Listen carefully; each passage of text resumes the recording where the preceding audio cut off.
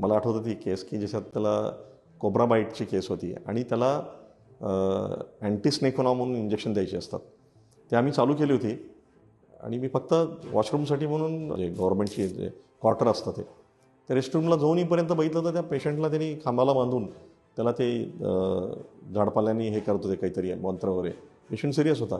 मला लिटरली पोलिसांना बोलवून तिथून हाकलून लावावं लागलं सगळ्यांना आणि मला शिव्या घालत होते बाहेरून ती लोक.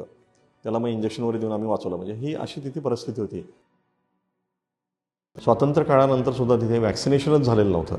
एक आदिवासी एरिया होता की जिथे तिथे डॉक्टर्सला किंवा कोणालाच येऊ द्यायचे नाहीत. आमच्या टीमला दगड मारायचे, हे पळून जायचे किंवा हे. तर मग तिथे मला कळालं की एक ख्रिश्चन संस्था होती की तिथे जाऊन त्यांना त्यांचे लग्न लावून देणे, भांडी वाटप करणे हे. तर त्यांना मी पकडून तिथे पहिल्यांदा माझ्या अंडर तिथे मी पहिल्यांदा वॅक्सिनेशन कॅम्प केला.